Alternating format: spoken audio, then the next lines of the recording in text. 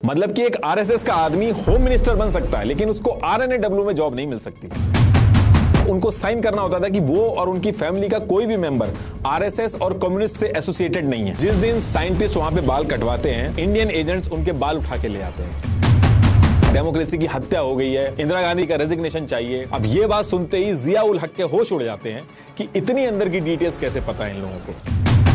Indian army को direct Kargil के मैदान में पता चला कि 2 और नई बटालियन उनके अगेंस्ट में खड़ी है। उसने अपना प्लेन कैबिनेट मिनिस्टर, जो कि अपनी गर्लफ्रेंड के साथ आए थे, उनको घूमने के लिए दे दिया। ऐसी फोटो आती है जिससे हर कोई हैरान हो जाता है। उस फोटोग्राफ को देख के ये पता चलता है कि पाकिस्तान के एक एयरबेस पे, और फिर जब ये सारी चीजें बहुत ज्यादा बढ़ जाती हैं और हाथ से निकलने लगती हैं, तो इंदिरा गांधी जी इमरजेंसी लगा देती हैं।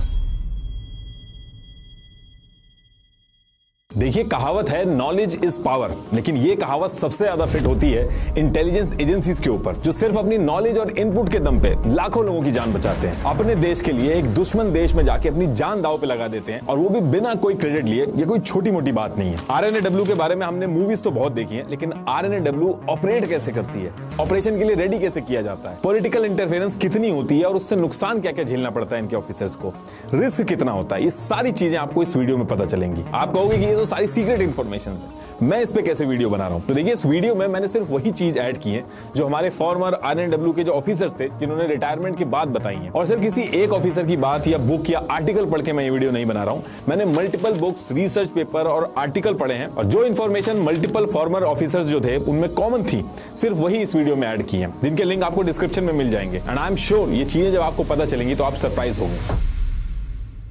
आगे बढ़ने से पहले मैं बात करना चाहूंगा एक ऐसे प्लेटफॉर्म की जिससे हर छोटे बड़े बिजनेस को फायदा होगा। देखिए, चाहे आपका बिजनेस कोई भी हो, उसमें इनवॉइसेस बनाना, बिलिंग सही से करना, पेमेंट्स रिकॉर्ड रखना टाइम कंज्यूमिंग है, और ये इनवॉइसेस बनाने का ओल्ड फैशन तरीका अब आउटडेटेड हो चुका है। इसे डिजिटल और प्रोफेशनल बनाना चाहिए, जिससे कस्टमर का हम पे ट्रस्ट भी बढ़ता है। लेकिन कैसे? तो यहां आपकी मदद करेगा Odoo, जो एक अल्टीमेट प्लेटफॉर्म है आपके बिजनेस को मैनेज करने के लिए, जैसे कि CRM, point of sales, website creation, sales, even billing और बिल्स एंड इनवॉइसेस मैनेज करने के लिए भी Odoo के पास एक इनवॉइसिंग ऐप है, जिसमें कुछ इस तरीके से अपने बिजनेस की डिटेल्स डाल के डिजाइन फाइनल करना है। फिर इनवॉइस क्रिएट करेंगे, जिसमें डिटेल्स डालेंगे जैसे क्वांटिटी, टैक्सेस, रेट एक्सेट्रा। फिर डालेंगे बैंक डिटेल्स, और इसके बाद कुछ क्लिक्स में आप इनवॉइस और बिलिंग करने के लिए रेडी हो। इनवॉइस को यहीं से कस्टमर को डायरेक्टली सेंड कर सकते हैं, और डैशबोर्ड से सब इनवॉइसेस के प्रोग्रेस का ओवरव्यू ले सकते हैं। इसके अलावा भी Odoo में और भी एप्स हैं, जिसमें पहला ऐप हमेशा के लिए फ्री है with unlimited customer support and hosting, और बाकी एप्स के लिए भी आप ईयरली और मंथली प्लान्स ले सकते हो, स्टार्टिंग फ्रॉम 580 रुपीज। तो यूज करिए Odoo and Odoo invoicing and make your business easy. Link is in the description. तो टॉपिक पे वापस आते हैं। देखिए, इंडिया की जो इंटेलिजेंस एजेंसी आरएनएडब्ल्यू है, वो बनी तो ईयर 1968 में थी, लेकिन उससे पहले कई ऐसे इंपॉर्टेंट डिसीजन थे जिनके लिंक आरएनएडब्ल्यू के डेवलपमेंट से जुड़े हैं। तो देखिए, हुआ क्या था कि ब्रिटिशर्स के टाइम पे जबलपुर के जंगलों में कुछ डकैत थे जो अटैक और लूट करके जंगलों में गायब हो जाते थे। तो इससे निपटने के लिए ब्रिटिशर्स ने एक डिपार्टमेंट बनाया, और उसका नाम था ठगी एंड डकैती डिपार्टमेंट। और यही वो डिपार्टमेंट था जो आगे चल के आरएनएडब्ल्यू की नींव रखता है। उस टाइम पे ये जो ठगी एंड डकैती वाला डिपार्टमेंट बनाया गया था, ये उस एरिया में इनपुट और इंटेलिजेंस इकट्ठा करके ऊपर पहुंचाता था, और कुछ अपने ऑफिस के लोग भी ये लोग डकैतों के साथ मिला देते थे। और ऐसा करके बहुत ही कम टाइम में इस डिपार्टमेंट ने इस पूरे एरिया से डकैतों को खत्म कर दिया। एक्चुअल में इस डिपार्टमेंट की वर्किंग कैसे होती थी, उसका लिंक मैंने डिस्क्रिप्शन में लगा दिया, एक बार आप देख लीजिएगा। और यही वो टाइम था जब अंग्रेजों को इंटेलिजेंस की इंपॉर्टेंस समझ में आई। तो उस टाइम पे एंटी ब्रिटिश गवर्नमेंट एक्टिविटी करने वाले जो फ्रीडम फाइटर्स थे, उनसे निपटने के लिए भी एक ऐसी एजेंसी, जिसका नाम सेंट्रल स्पेशल ब्रांच CSB था, उसको बनाया गया। और ये जो ठगी डिपार्टमेंट की ऑफिसर्स और मैन पावर थी, उसको इसी सेंट्रल स्पेशल ब्रांच CSB में ट्रांसफर कर दिया गया। और फिर आगे चल के इसमें क्राइम से रिलेटेड केसेस भी ऐड कर दिए गए, और ईयर 1904 में इसका नाम central criminal intelligence department CCID हो गया था। और फिर इसके 2 साल बाद ही इसका नाम IB इंटेलिजेंस ब्यूरो कर दिया गया था। और इसी के साथ साथ जब इनको इंटेलिजेंस में बहुत ज्यादा सक्सेस मिल रही थी, तो इन्होंने अलग से एक मिलिट्री इंटेलिजेंस का भी डिपार्टमेंट बनाया था। अब इसके बाद देश आजाद होता है, और अंग्रेज जब इंडिया से जाते हैं, तो बाकी डिपार्टमेंट की तरह IB डिपार्टमेंट जो था, उसका भी ट्रांसफर किया जाता है। लेकिन IB के केस में अंग्रेजों ने सारे इन्फॉर्मर्स और एजेंट्स की जो डिटेल्स थी और जो सीक्रेट डॉक्यूमेंट्स थे, कुछ को डिस्ट्रॉय कर दिया और कुछ को साथ में ले गए। और IB जो था उसको इंडिया को दे दिया, और MI जो था वो पाकिस्तान को दे दिया। अब अंग्रेजों के जाने के बाद IB जो थी, उसमें ट्रेंड स्टाफ जो था उसकी शॉर्टेज हो जाती है। लेकिन संजीवी पिल्लाई जो थे, वो पहले हेड बने थे IB के, तो उन्होंने ब्रिटिश इंटेलिजेंस एजेंसी MI5 के मॉडल पे जैसे तैसे करके IB को चलाया। और अंग्रेजों अंग्रेजों के टाइम पे आईबी जो थी वो कंट्री की बाउंड्री के अंदर की चीजों पे काम करती थी, लेकिन ईयर 1951 में हिम्मत सिंह कमेटी रिकमेंडेशन पे आईबी को इंडिया की बाउंड्री के अंदर और बाहर दोनों जगह के टास्क करने का काम दिया गया। लेकिन इसके बाद आने वाले कुछ सालों में बैक टू बैक ऐसी चीजें होती हैं जिसकी वजह से आईबी जो पहले इंडिया की बाउंड्री के बाहर तक भी टास्क करती थी उसको इंडिया की बाउंड्री के अंदर ही रिस्ट्रिक्ट कर दिया गया और आरएनएडब्ल्यू को बनाना पड़ा। एक्चुअली होता क्या है कि ईयर 1954 में चाइना ने एक मैप रिलीज किया था जिसमें इंडिया का 1,20,000 स्क्वायर किलोमीटर एरिया जो था वो चाइना ने अपनी बाउंड्री के अंदर दिखा दिया था। पहले तो इस पे ये बोला कि ये एरर है, लेकिन एक्चुअल में चाइना इस एरिया को अपने अंडर लेना चाहता था। तो इसके बाद आने वाले कुछ सालों तक चाइना वेट करता है, लेकिन इसके बाद 28 अक्टूबर 1962 को इंडिया में घुस के कब्जा करना स्टार्ट कर देता है और इंडिया ये वॉर हार जाता है और आईबी जो था इस पूरी वॉर में चाइना की किसी भी मूवमेंट को नहीं पकड़ पाता है। इंडिया ने इस वॉर में अपनी एयरफोर्स का यूज नहीं किया था क्योंकि इंडिया को लगता था कि अगर वो एयरफोर्स का यूज करेंगे तो उधर से चाइना भी यूज करेगा तो उससे ज्यादा नुकसान होगा। लेकिन एक्चुअल में चाइना जहां से वॉर लड़ रहा था वहां उसका कोई बड़ा एयरबेस या एयरक्राफ्ट का अरेंजमेंट नहीं था। इस इंफॉर्मेशन को भी आईबी पकड़ नहीं पाता जिसकी वजह से नुकसान होता है। इस वॉर के बाद आईबी को और स्ट्रॉन्ग किया जाता है जिसमें टेक्नोलॉजीज वगैरह ऐड की गई, एविएशन रिसर्च सेंटर वगैरह बनाए गए, सारा फोकस चाइना के बॉर्डर पे रखा गया। लेकिन इसके बाद ईयर आता है 1965 और ये ईयर आते आते दोबारा से आईबी फेल हो जाती है। इस साल पाकिस्तान इंडिया पे अटैक कर देता है। सरकार की नोक पर या एटम बॉम्ब के डर से कोई हमारे देश को झुकाना चाहे, दबाना चाहे, ये देश हमारा डरने वाला नहीं।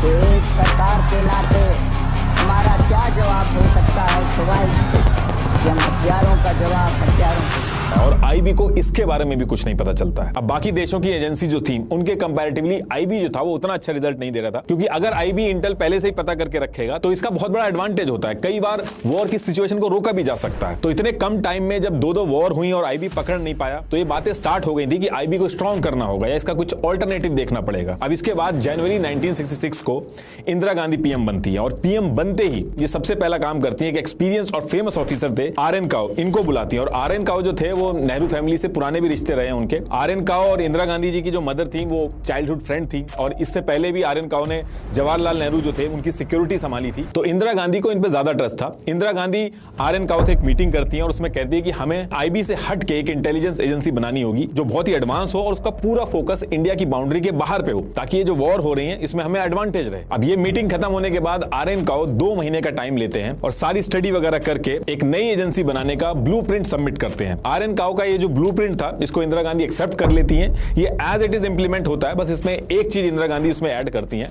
कि ये नई एजेंसी जो है जो भी बनेगी है उसका जो हेड होगा वो डायरेक्टली पीएम को रिपोर्ट करेगा। और उसी टाइम पे वहां पे कैबिनेट सेक्रेटरी डीएस जोशी भी बैठे थे जिन्होंने इस एजेंसी का नाम सजेस्ट किया, research and analysis wing, आरएनएडब्ल्यू।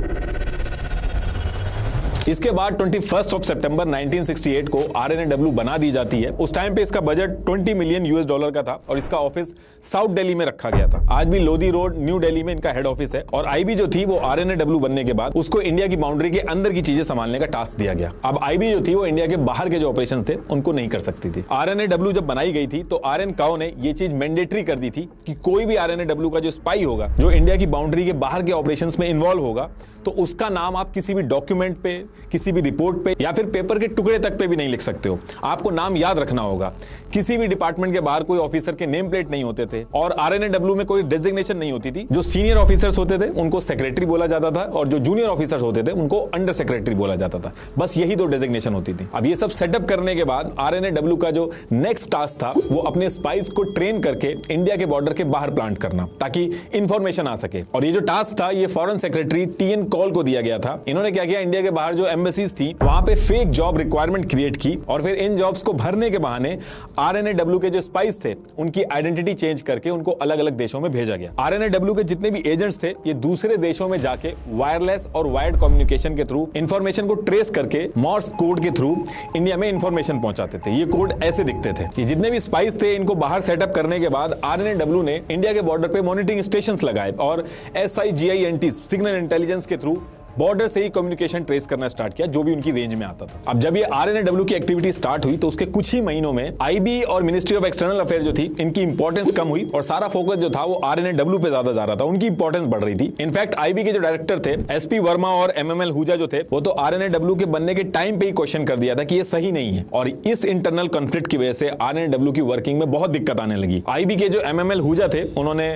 Foreign desk के जो ऑफिसर्स थे IB में, जैसे foreign language expert, forensic, cryptography expert, उनका RNAW में ट्रांसफर करने से मना कर दिया। और IB की जो फॉरेन इंटेल की जो पुरानी फाइल्स थी वो भी RNAW को नहीं दी गई। पुराने जो अच्छे एजेंट थे जो IB के लिए अच्छा काम कर रहे थे, उनकी डिटेल्स भी RNAW के साथ शेयर नहीं की गई। इसके साथ साथ RNAW को फॉरेन ट्रैवल एक्सपेंस जो होता था और भी बाकी जो खर्चे होते थे, उसके लिए कैबिनेट से अप्रूवल लेना पड़ता था, तो इसमें भी प्रोसेस बहुत डिले होता था, इनमें भी दिक्कत आती थी इनको। और फिर जब कई महीनों तक ये इंटरनल कॉन्फ्लिक्ट बहुत ज्यादा बढ़ जाता है तो इंदिरा गांधी जी इसमें घुसती हैं और RNAW के हेड को कैबिनेट का हिस्सा बना दिया जाता है। अब इससे होता यह है कि एडमिनिस्ट्रेटिव लेवल पे हायरिंग, फॉरेन ट्रैवल एक्सपेंसेस, ये सब RNAW के हाथ में आ गया था, और तब जाके सिचुएशन कंट्रोल में आती है। RNAW की रिक्रूटमेंट के टाइम पे एक डिक्लेरेशन फॉर्म पे साइन करवाना होता था, जहां पे उनको साइन करना होता था कि वो और उनकी फैमिली का कोई भी मेंबर RSS और कम्युनिस्ट से एसोसिएटेड नहीं है। अटल बिहारी वाजपेयी जी PM बने, RSS के LK अडवाणी होम मिनिस्टर बने, लेकिन ये फॉर्म चेंज नहीं किया गया। मतलब कि एक RSS का आदमी होम मिनिस्टर बन सकता है, लेकिन उसको RNAW में जॉब नहीं मिल सकती। तो देखिए, इसके बाद RNAW सारी चीजें सेटअप करने के बाद करीब 9 महीने बाद अपने पहले एजेंट को पाकिस्तान में घुसाने का प्लान बनाती है। एजेंट का जो रियल नाम था वो तो आज की डेट तक नहीं पता चला, लेकिन RNAW के जो ऑफिसर थे वो इनको कश्मीर बेदी बुलाते थे। कश्मीर बेदी की जो हायरिंग थी वो RNAW ने पंजाब से की थी, और हायरिंग कराने के बाद एक डिटेल्ड BGC करवाया गया और कई महीनों तक स्पाइंग टेक्निक्स की ट्रेनिंग करवाई गई। कश्मीर बेदी को इस टास्क के लिए इसलिए चुना गया था क्योंकि कश्मीर बेदी को इस्लामिक ट्रेडिशन और पंजाबी और उर्दू जो लैंग्वेज थी वो पहले से ही आती थी, और ये सारी चीजें की इसलिए जा रही थी क्योंकि उस पर्टिकुलर टाइम पे KN राव जो थे वो पड़ोसी देश जो थे वहां की इंफॉर्मेशन ट्रेस करने के लिए इंडिया और पाकिस्तान के बॉर्डर पे एयरक्राफ्ट पे कैमरा लगा के जो पाकिस्तान की साइड वाला एरिया था उसकी फोटोग्राफ्स निकालते थे, और फिर ये फोटोग्राफ जो होती थी वो फोटो इंटरसेप्शन डिपार्टमेंट में जाती थी, और फिर उस इमेज के बेसिस पे इंफॉर्मेशन कलेक्ट की जाती थी कि पाकिस्तान वाले एरिया में क्या क्या चीजें चल रही हैं। लेकिन ये जो पूरी चीज चल रही थी, इसमें दिक्कत ये थी कि जो कैमरे थे उनकी जो रेंज थी वो खाली 70 किलोमीटर तक की थी, और जो फोटोग्राफ्स भी आती थी वो उतनी क्लियर नहीं आती थी, जिसको समझने में बहुत दिक्कत आती थी। तो इस चीज से निपटने के लिए ये डिसाइड हुआ कि अगर हमारा कोई एजेंट उस एरिया में चले जाए और टाइम टू टाइम अगर फोटोग्राफ्स देता रहेगा तो उससे हमें और क्लैरिटी आएगी कि पाकिस्तान वाले एरिया में क्या चल रहा है। और इसी टास्क को कंप्लीट करने के लिए जो कश्मीर बेदी थे उनको सेलेक्ट किया गया था। अब इसके बाद कश्मीर बेदी का नाम बदल के मोहम्मद इब्राहिम कर दिया जाता है, और फिर इनको 2 पाकिस्तानी सिटीजन्स की मदद के थ्रू इनको बॉर्डर क्रॉस कराया जाता है। ये जो पूरा ऑपरेशन था इसको RN काउ दिल्ली से चला रहे थे, और जब कश्मीर बेदी पाकिस्तान पहुंच जाते हैं तो प्लान के हिसाब से वो वहां की सारी इंफॉर्मेशन रेडियो सिग्नल के थ्रू अमृतसर में एक घर था वहां भेजते थे, और फिर वहां से एक आदमी एक सिक्योर टेलीफोन लाइन के थ्रू ये इंफॉर्मेशन दिल्ली में एक घर था वहां भेजता था।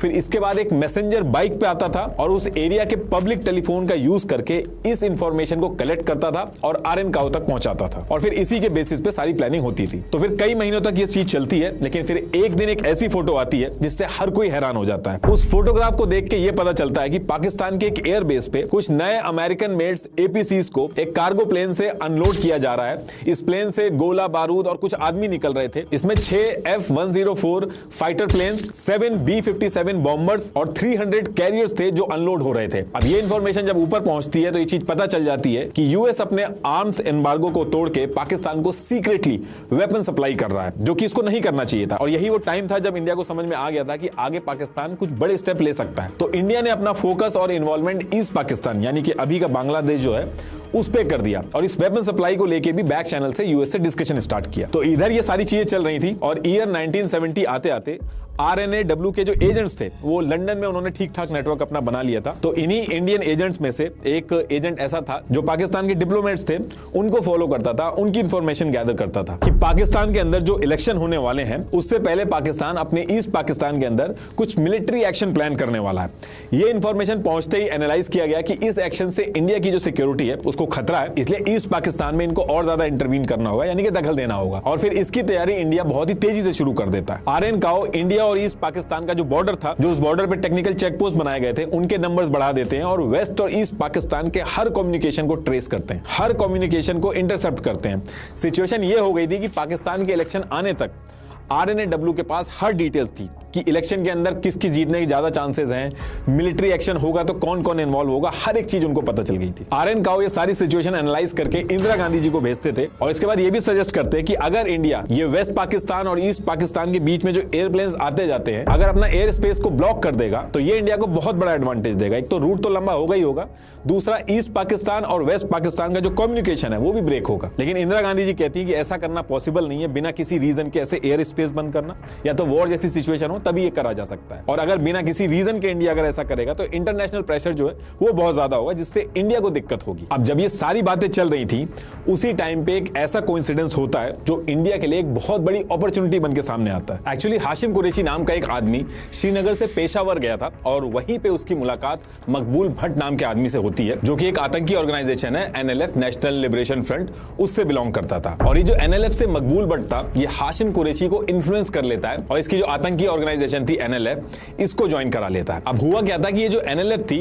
इसके 36 मेंबर पाकिस्तान से कश्मीर में घुस रहे थे और उनको जम्मू एंड कश्मीर की पुलिस ने पकड़ लिया था। अब एनएलएफ को इन 36 मेंबर्स को इंडिया की जेल से छुड़वाना था, जिसके लिए वो एक प्लान बनाते हैं और इस प्लान का सारा जिम्मा जो था वो हाशिम कुरैशी को दे देते हैं लोग। प्लान ये था कि हाशिम कुरैशी इंडिया में वापस जाएगा और श्रीनगर एयरपोर्ट से एक प्लेन को हाईजैक करेगा और फिर इंडियन गवर्नमेंट से नेगोशिएट करके 36 लोगों को छुड़वाया जाएगा। और एज पर प्लान एनएलएफ जो था वो हाशिम को ट्रेन करके इंडिया भेज देता है। अब जैसे ही हाशिम कुरैशी इंडिया में घुसता है इसको भी एजेंसीज पकड़ लेती हैं और ये खबर आरएन काओ के पास पहुंचती है। और जब हाशिम का इंटेरोगेशन होता है तो उसमें ये जो प्लेन को हाईजैक करके अपने 36 बंदे छुड़ाने का जो प्लान था ये प्लान आरएनएडब्ल्यू को पता चल जाता है। अब आरएन काओ जो थे इसको एक अपॉर्चुनिटी की तरह देखते हैं, वो हाशिम कुरैशी को कन्विंस कर लेते हैं और एक डबल एजेंट बना देते हैं और यहां से हाशिम कुरैशी जो था वो इंडिया के लिए काम करने लगता है। अब आरएन काओ का जो प्लान था उसमें हाशिम कुरैशी को कहा जाता है कि तुम इंडियन प्लेन को जैसे हाईजैक कर रहे थे उसको वैसे ही हाईजैक करना है आपको, ये प्लेन हाईजैक करके पाकिस्तान के लाहौर में ले जाना है और प्लेन के अंदर आरएनएडब्ल्यू के एजेंट्स होंगे और इस प्लेन को पाकिस्तान में उतारने के बाद 36 लोगों को जेल से छुड़वाने की डिमांड करनी है और उसके साथ साथ एक चीज और करनी है, जुल्फिकार अली भुट्टो से मिलने की भी डिमांड रखनी है। और Hashim Qureshi as per plan 38 January 1971 को इंडिया से प्लेन हाईजैक करके लाहौर में प्लेन उतार देता है और फिर इसके बाद हाशिम की डिमांड के हिसाब से 1 Feb 1971 को जुल्फिकार अली भुट्टो इससे मिलने आते हैं और जैसे ये मिलते हैं ये सारी फोटोज जो थी वो मीडिया में वायरल हो जाती हैं। ये है वो फेमस फोटो। अब इसके बाद इधर इंडिया में ऑल इंडिया रेडियो के अंदर इस हाईजैकिंग के बारे में अनाउंसमेंट करी जाती है और इसको इंडिया पे एक अटैक की तरह देखा जाता है और इसको एक खतरा बता के इंडिया पाकिस्तान के लिए जो एयर स्पेस था वो उसको बंद कर देता है। पाकिस्तान के ऊपर काफी प्रेशर पड़ता है ऑल ओवर वर्ल्ड से, लेकिन उसके बाद भी जुल्फिकार अली भुट्टो इस हाईजैकिंग को क्रिटिसाइज नहीं करते हैं पब्लिकली। तो इस बात से इंडिया का जो क्लेम था उसको और हवा मिल जाती है। अब इसके थोड़ी देर बाद पाकिस्तान प्लेन जो था उससे सारे पैसेंजर्स थे उनको उतारा जाता है और जैसे ही सारे लोग उतरते हैं प्लेन में आग लगा दी जाती है और ये प्लेन में आग लगने की बात की फोटो है। और जितने भी एयरप्लेन में पैसेंजर थे जिसमें आरएनएडब्ल्यू के एजेंट भी थे इनको पाकिस्तान को अमृतसर के रास्ते इंडिया पहुंचाना पड़ता है। और क्योंकि हाशिम कुरैशी मिला था आरएनएडब्ल्यू से तो जो 36 आतंकवादी थे उनको भी नहीं छोड़ना पड़ता और एयर स्पेस जो था पाकिस्तान के लिए वो भी बंद कर दिया जाता है। ये स्टेप आरएन काओ का एक मास्टर स्ट्रोक की तरह माना जाता है जिसकी वजह से आप लोगों को ये फोटो देखने को मिली। अब इसके बाद पाकिस्तान के 2 टुकड़े हो चुके थे। इंदिरा गांधी जी का नाम बहुत होता है इस चीज को लेकर। इसके साथ साथ आरएनएडब्ल्यू को और स्ट्रॉन्ग किया जाता है और फिर आगे चल के जब ईयर 1974 में न्यूक्लियर टेस्ट हुआ था तो उसकी जो सीक्रेसी मेंटेन करनी थी उसमें भी आरएनएडब्ल्यू ने बहुत ही इंपॉर्टेंट रोल प्ले किया था। लेकिन इसके कुछ ही दिन बाद इंडिया में कुछ इंटरनल चीजें ऐसी होती हैं जिसकी वजह से आरएनएडब्ल्यू को काफी नुकसान होता है। एक्चुअली 12 जून 1975 को इलाहाबाद हाईकोर्ट का फैसला आता है। उसमें यह कहा गया कि ये जो ईयर 1971 के लोकसभा इलेक्शन हुए थे ये सही तरीके से नहीं हुए थे, इसमें इलीगल प्रैक्टिसेस हुई थी इलेक्शन जीतने के लिए और इंदिरा गांधी जी के ऊपर गवर्नमेंट मशीनरी और इंटेलिजेंस एजेंसीज को गलत तरीके से यूज करके इलेक्शन जीतने की बात कही जाती है। अब हाईकोर्ट का जब ये डिसीजन आता है तो ऑपोजिशन बहुत ज्यादा हल्ला करता है, बहुत प्रेशर बनाता है कि डेमोक्रेसी की हत्या हो गई है, इंदिरा गांधी का रेजिग्नेशन चाहिए। और जो ऑपोजिशन लीडर थे वो आरएनएडब्ल्यू से भी बहुत ज्यादा नाराज थे। उनका कहना था कि इंदिरा गांधी आरएनएडब्ल्यू का यूज करती हैं सारे ऑपोजिशन लीडर्स के खिलाफ और इन सारी चीजों को लेकर काफी रैली वगैरह भी निकालते हैं ऑपोजिशन के लीडर। और फिर जब ये सारी चीजें बहुत ज्यादा बढ़ जाती हैं और हाथ से निकलने लगती हैं तो इंदिरा गांधी जी इमरजेंसी लगा देती हैं। इंदिरा गांधी की सरकार ने भारत में आपातकाल की घोषणा की थी। भाइयों और बहनों, राष्ट्रपति जी ने आपातकाल की घोषणा की है। इससे आतंकित होने का कोई कारण नहीं है। आप सभी गहरे और व्यापक षड्यंत्र से अवगत होंगे जो उस समय से रचा जा रहा है जब से मैंने भारत। ये जो इमरजेंसी थी ये ईयर 1977 तक लगी रहती है और फिर इमरजेंसी खत्म होने के बाद मार्च 1977 में मोरारजी देसाई पीएम बनते हैं। पीएम बनते ही ये एक कमेटी बना के सबसे पहले आरएनएडब्ल्यू के ऊपर इंक्वायरी बैठाते हैं। ये जो कमेटी बनाई गई थी इसको महाराष्ट्र कैडर के IPS officer SP Singh head कर रहे थे। इसमें आरएनएडब्ल्यू को क्लीन चिट तो मिल जाती है लेकिन कुछ चीजें ऐसी सामने आती हैं जिससे लीडर्स खुश नहीं थे। इनफैक्ट आरएनएडब्ल्यू के ऊपर गुस्सा हो जाते हैं वो लोग। इसमें ये चीजें निकल के आई कि आरएनएडब्ल्यू ने एक स्पेशल डेस्क बनाई थी फ्रंट ऑर्गेनाइजेशन नाम से। इसका काम था ऑपोजिशन लीडर जो थे इंडिया के अंदर वो आउटसाइड इंडिया क्या एक्टिविटी करते हैं उस पर नजर रखना और इसमें ये पोस्टल एड्रेस, टेलीफोन मॉनिटरिंग ये सारी चीजें करते थे ऑपोजिशन लीडर्स की। और इस बात को फॉर्मर आरएनएडब्ल्यू काउंटर टेररिज्म डिवीजन के हेड बी रमन ने भी अपनी बुक में बताया। इन्होंने कहा कि उनको लैला फर्नांडिस जो कि जॉर्ज फर्नांडिस की वाइफ थी उनके ठिकाने के बारे में पता लगाने को कहा गया था। तो ये जो कमेटी की रिपोर्ट आई थी इसके बाद मोरारजी देसाई का माइंडसेट बन चुका था कि आरएनएडब्ल्यू इंदिरा गांधी जी के हिसाब से ही चलती थी और ये जो परसेप्शन बना था इस परसेप्शन का नुकसान आरएन काओ को हुआ जिसकी वजह से उन्होंने अर्ली रिटायरमेंट ले ली। कई ऐसी चीजें हुई थी जो आरएन काओ को पसंद नहीं आई थी। जैसे एक बार साउथ ब्लॉक की मीटिंग चल रही थी उसमें जैसे ही आरएन काओ घुसते थे उनको कुछ लोगों ने मर्डर नाम से बोलना शुरू कर दिया था जिसको लेके आरएन काओ काफी गुस्सा हो गए थे और आरएन काओ का जो सर्विस का टाइम बचा था उसमें उनको जबरदस्ती लीव पे भेजा जाने लगा था। अब इधर आरएन काओ के हेड के साथ ये सारी चीजें हो रही थी और at the same time Pakistan nuclear test करने की तैयारी कर रहा था जिसके ऊपर आरएनएडब्ल्यू का जो नेटवर्क था वो ऑलरेडी काम कर रहा था। लेकिन इंडिया के अंदर आरएन काओ का जो ह्यूमिलिएशन चल रहा था उसके चक्कर में आरएन काओ ने अर्ली रिटायरमेंट ले लिया। अब एक तरफ आरएनएडब्ल्यू के हेड रिटायरमेंट ले रहे हैं, दूसरी तरफ पाकिस्तान में बैठे आरएनएडब्ल्यू के जो एजेंट्स हैं वहां से इंटेल आ रहा है कि पाकिस्तान न्यूक्लियर पे काम कर रहा है, उसको रोका जा सकता है। और वहीं दूसरी तरफ पीएम जो है वो उल्टा आरएनएडब्ल्यू की स्ट्रेंथ को कम कर रहे थे। उन्होंने आरएनएडब्ल्यू के कई वर्टिकल्स हटा दिए थे और आरएनएडब्ल्यू के इंडिया के बाहर के जो ऑपरेशन स्टार्ट होने वाले थे उन सबको रोक दिया था। हालत ये हो गई थी कि आरएनएडब्ल्यू के जो एम्प्लॉइज थे जिनको निकाल दिया गया था वो गुस्से में आके मीडिया को जाके इंटरव्यू देने लगे थे गवर्नमेंट के खिलाफ और आरएनएडब्ल्यू की जो बातें थी वो पब्लिकली रिवील होना शुरू हो गई थी। इसी इंसिडेंट की वजह से आगे चल के intelligence organisation restriction of right act 1985 pass किया गया था। इसमें यह था कि कोई भी आरएनएडब्ल्यू का एम्प्लॉय जो है अगर वो मीडिया में जाएगा तो ये क्रिमिनल ऑफेंस की तरह काउंट होगा। तो कहने का मतलब यह है कि नई गवर्नमेंट बनते ही आरएनएडब्ल्यू को बहुत ज्यादा नुकसान हुआ था और एट द सेम टाइम आरएनएडब्ल्यू के न्यू हेड और पाकिस्तान में बैठे आरएनएडब्ल्यू के एजेंट्स पाकिस्तान की एक्टिविटीज को ट्रेस कर रहे थे। अब एक दिन क्या होता है कि आरएनएडब्ल्यू के एजेंट नोटिस करते हैं कि पाकिस्तान के बड़े बड़े साइंटिस्ट रावलपिंडी के पास एक एरिया है जहां पे खान रिसर्च लेबोरेटरी थी, वहां डेली जाते थे और शाम को सेम टाइम पे वापस निकलते थे। इसके साथ साथ उन्होंने कुछ मिलिट्री हेड थे उनको भी वहां जाते हुए देखा। तो जो वहां पे इंडियन एजेंट्स थे उनको शक हुआ कि शायद कुछ इंपॉर्टेंट चल रहा है इस लेबोरेटरी में। अब ये सारी डिटेल्स आरएनएडब्ल्यू के हेडक्वार्टर में पहुंचती है तो उनको डाउट होता है कि पाकिस्तान कहीं न्यूक्लियर टेस्ट की तैयारी कर रहा है। अब उस टाइम पे इस चीज को कंफर्म करने के लिए किसी एजेंट को उस लैब के अंदर प्लांट करने का टाइम नहीं था। तो पाकिस्तान में जो इंडियन एजेंट्स थे उनको इंस्ट्रक्शन दिया जाता है कि कैसे भी करके जो साइंटिस्ट हैं इनकी एक्टिविटी ट्रैक करने का ट्राई करो, उनकी कोई भी ऐसी चीज निकालने की कोशिश करो जिससे कंफर्म करा जा सके कि इस लैब के अंदर न्यूक्लियर से रिलेटेड काम चल रहा है। अब इसके बाद इंडियन एजेंट्स जो थे वो इन साइंटिस्ट को रेगुलरली फॉलो करना स्टार्ट करते हैं। तो ये जो साइंटिस्ट थे ये एक बार्बर शॉप थी वहां पे बाल कटवाने जाते थे।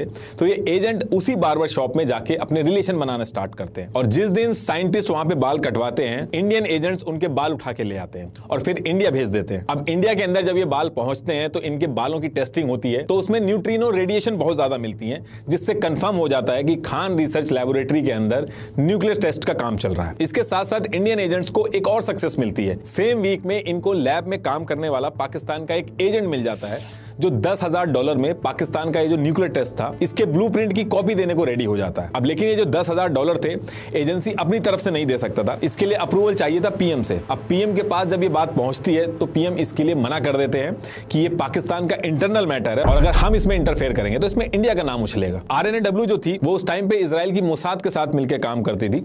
दोनों एजेंसीज जो थी वो अपने इंटेल जो थी वो शेयर करती, तो इजराइल को भी इसके बारे में पता चल जाता और इजराइल के लिए भी एक खतरा था। तो इजराइल इस खान रिसर्च लेबोरेटरी पे अटैक करने का प्लान बनाता है, लेकिन इजराइल से पाकिस्तान की दूरी बहुत ज्यादा थी तो इसके लिए वो इंडिया को रीच आउट करता है कि इजराइल से ये लोकेशन दूर है, रीफ्यूलिंग की जरूरत पड़ेगी।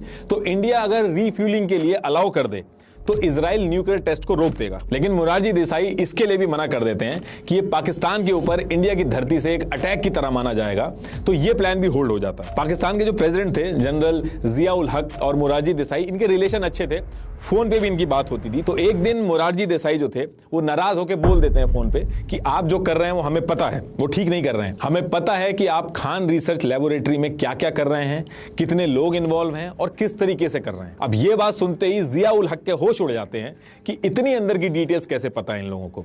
इसका मतलब है कि कोई अंदर है जो मिला हुआ है। और इसी इंसिडेंट के बाद पाकिस्तान के अंदर तुरंत जितने इंडिया के एजेंट्स थे उनको ढूंढने का काम स्टार्ट हो जाता है। और पाकिस्तान के इस पूरे सर्च ऑपरेशन में RNAW के सबसे ज्यादा एजेंट्स जो थे वो शहीद हुए थे। RNAW ये न्यूक्लियर प्रोग्राम को रोक तो नहीं पाता है पॉलिटिकल रिस्ट्रिक्शंस की वजह से, लेकिन इन सब चीजों की वजह से पाकिस्तान का जो न्यूक्लियर प्रोग्राम था वो डिले हो गया था, क्योंकि पाकिस्तान ने इस पूरे डेवलपमेंट के सिस्टम को ही चेंज कर दिया था। और फिर आगे चल के इंडिया और पाकिस्तान में पीसफुल रिलेशन मेंटेन करने के लिए मोरारजी देसाई को निशान पाकिस्तान, जो कि वहां का हाईएस्ट सिविलियन अवार्ड है, वो दिया जाता है। अब इसके बाद 14 जनवरी 1980 को RNAW के लिए चीजें फिर से सही होने स्टार्ट होती हैं। इस दिन इंदिरा गांधी जी दोबारा से पीएम बनती हैं और इसके बाद RNAW को दोबारा से स्ट्रॉन्ग करने का काम स्टार्ट किया जाता है। जो टोटल स्ट्रेंथ थी RNAW की उसको बढ़ा दिया जाता है। लेटेस्ट से लेटेस्ट टेक्नोलॉजी इंट्रोड्यूस कराई जाती है जो दुनिया की एजेंसीज यूज करती थी। साइबर टेक्नोलॉजीज, डिजिटल गैजेट्स, इन सब की ट्रेनिंग करवाई गई एजेंट्स को बाहर के देशों में भेज के। ओवरऑल बजट जो था RNAW का उसको भी बढ़ा दिया गया था। अब इंदिरा गांधी के पीएम बनने के एक साल बाद ही ईयर 1981 में RN काओ को वापस बुला के सिक्योरिटी एडवाइजर का रोल दिया जाता है। ये वो टाइम था जब RNAW और एजेंट्स दोबारा से एक्टिव हो चुके थे और इसी पर्टिकुलर टाइम पे RNAW की मदद से इंडिया को एक बहुत बड़ा फायदा होता है। एक्चुअली हुआ क्या था कि इंडिया पाकिस्तान का जब बंटवारा हुआ था, 70 किलोमीटर का पहाड़ी एरिया सियाचिन ग्लेशियर, इस पे कंफ्लिक्ट हो गया था। ये जो एरिया था यहाँ पे बहुत एक्सट्रीम कंडीशन थी, लेकिन स्ट्रेटेजिकली बहुत ही इंपॉर्टेंट एरिया था। तो इंडिया और पाकिस्तान दोनों इसको क्लेम करते थे। इस एरिया की कंडीशन काफी एक्सट्रीम थी, -50 डिग्री से ज्यादा टेम्परेचर, ऑक्सीजन की कमी, तो बहुत अलग तरीके के अरेंजमेंट करने होते थे यहाँ पे सरवाइव करने के लिए। तो विवाद तो इस एरिया में काफी टाइम से चल रहा था, लेकिन ईयर 1984 में RNAW की वजह से इस एरिया की जो सिचुएशन थी वो हमेशा के लिए बदल जाती है। तो होता क्या है कि RNAW के जो एजेंट्स थे उनका नेटवर्क लंदन में तो ऑलरेडी था, लेकिन वो और स्ट्रांग हो चुका था। ये लोग पाकिस्तान के जो डिप्लोमेट्स वगैरह होते थे उन पे नजर रखते थे और उसी एरिया में एक गारमेंट की शॉप थी जो एक्सट्रीम वेदर के लिए कपड़े बना के देती थी। अब एक दिन क्या होता है कि एजेंट के पास इंटेल आता है कि पाकिस्तान ने इस गारमेंट शॉप से 150 लोगों के लिए thermal quotes, pants, tents, ice shoes का ऑर्डर किया है जो -50 डिग्री तक सरवाइव कर सकें। अब इंडियन एजेंट्स जो थे उनको ये चीज थोड़ी ऑड लगती है, ये इंटेल वो आगे शेयर करते हैं। तो मल्टीपल डिस्कशन के बाद ये चीज सामने आती है कि पाकिस्तान सियाचिन ग्लेशियर के लिए कुछ प्लान कर रहा है। अब यहां से इंडिया एक प्लान बनाता है। लंदन के अंदर जो एजेंट्स बैठे थे उनको इस गारमेंट कंपनी के पास भेजा जाता है और एजेंट्स इस कंपनी से बात करके अपनी पकड़ यहां पे बना लेते हैं। और कितने ऑर्डर प्लेस हुए पाकिस्तान की तरफ से, डिलीवरी डेट क्या है, ये सारी इंफॉर्मेशन लेके जो एजेंट्स थे लंदन के, वो RNAW के कश्मीर स्टेशन के हेड विक्रम सूद को देते हैं। विक्रम सूद लेफ्टिनेंट जनरल प्रेम एन हून के साथ मीटिंग करके सारी डिटेल शेयर करते हैं और इसके बाद सियाचिन के ऊपर इंडियन आर्मी को डिप्लॉय करने की प्रिपरेशन स्टार्ट कर दी जाती है। लेकिन सियाचिन की जो कंडीशन थी वो नॉर्मल नहीं थी, तो प्रिपरेशन के लिए ज्यादा टाइम लग रहा था। तो एजेंट्स के थ्रू इस गारमेंट कंपनी को कॉन्टेक्ट किया जाता है और जो डिलीवरी डेट थी उसको एक्सटेंड कराया जाता है ताकि प्रिपरेशन के लिए टाइम मिल सके। और फिर सारी तैयारियों के साथ 13 अप्रैल 1984 की मॉर्निंग को इंडियन आर्मी 300 जवानों को एयरलिफ्ट करके सियाचिन ग्लेशियर पे पहुंचा देती है और तब से लेके आज की डेट तक सियाचिन इंडिया के पास है। पाकिस्तान की आर्मी जब तक वहां पे पहुंची तब तक बहुत देर हो चुकी थी। इस ऑपरेशन को ऑपरेशन मेघदूत का नाम दिया गया था उस टाइम पे और इसके लिए RNAW को आज की डेट तक अप्रिशिएट किया जाता है। इसके बाद भी RNAW का जो फोकस था वो कश्मीर के इलाकों में बहुत ज्यादा हो गया था। RNAW जो था वो ARC एविएशन रिसर्च सेंटर के थ्रू पाकिस्तान की activity time to time trace करता रहता था। लेकिन इस पूरे प्रोसेस में हमारी एजेंसी से कुछ गलतियां हो जाती हैं जिसकी वजह से कारगिल में हमें बहुत बड़ा डिसएडवांटेज होता है। एक्चुअली सितंबर 1998 में RNAW के एजेंट्स जो ब्रसल में थे उनको वहां पे एक इनपुट मिलता है कि ब्रसल में एक बड़ी कंपनी से पाकिस्तान ने 50,000 बूट खरीदे हैं। लेकिन इस इनपुट को जब आगे भेजा गया तो इसको इतना इंपॉर्टेंट नहीं समझा गया। ये बूट्स एक्चुअल में कारगिल की लड़ाई के लिए खरीदे गए थे। फिर इसके बाद सेम मंथ सितंबर 1998 में पाकिस्तान ने कारगिल के अपोजिट एरिया में अचानक से आर्टिलरी और मोटर रेजिमेंट जो थी वो बढ़ा दी थी।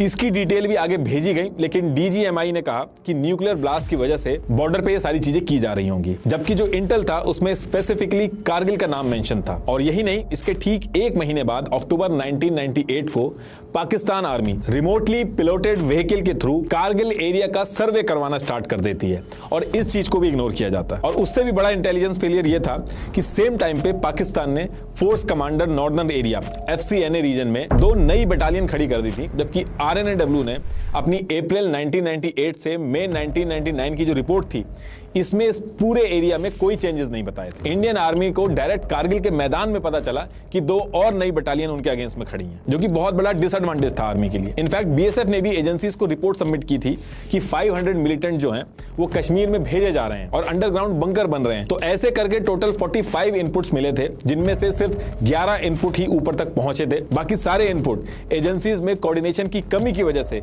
कोई मीनिंगफुल इंफॉर्मेशन नहीं बना पाए। ऊपर से इस क्रूशियल टाइम में ARC एविएशन रिसर्च सेंटर, जिनको इस पूरे एरिया की मॉनिटरिंग करनी थी, उसने अपना प्लेन कैबिनेट मिनिस्टर जो कि अपनी गर्लफ्रेंड के साथ आए थे उनको घूमने के लिए दे दिया। ये जितने भी इनपुट मिले इनको सही टाइम पे पकड़ा नहीं जा सका, जिसकी वजह से कारगिल वॉर में इंडिया का बहुत नुकसान होता है और इंडिया के बहुत सारे सोल्जर्स शहीद होते हैं। हालांकि इस पूरी लड़ाई के दौरान RNAW ने बहुत मदद की टेक्नोलॉजी को इंप्लीमेंट करके। इनफैक्ट RNAW ने पाकिस्तान आर्मी चीफ परवेज मुशर्रफ की पूरी फोन कॉन्वर्सेशन ही रिकॉर्ड कर ली थी। लेकिन बाकी जो इंटेल थे वो अगर पहले से पता होते तो इतना नुकसान नहीं होता इंडिया का। इसीलिए जैसे ही कारगिल वॉर खत्म होती है 3 दिन के अंदर ही 29 जुलाई 1999 को intelligence, internal security, border control, defence management सबकी इंक्वायरी के लिए कारगिल रिव्यू कमेटी बनाई जाती है और 15 दिसंबर 1999 को यह कमेटी अपनी रिपोर्ट सबमिट करती है, जिसमें कहां पे लूप होल थे, कहां किस एजेंसी से गलती हुई, ये सारी चीजें मेंशन की गई। और उस दिन के बाद से इंडिया की नेशनल सिक्योरिटी का पूरा स्ट्रक्चर चेंज किया गया। रिपोर्टिंग जिसकी जैसी थी वैसी ही रखी गई, जैसे RNAW की डायरेक्ट रिपोर्टिंग जो थी वो PM को रहती थी, तो सब कुछ वैसे ही रखा गया,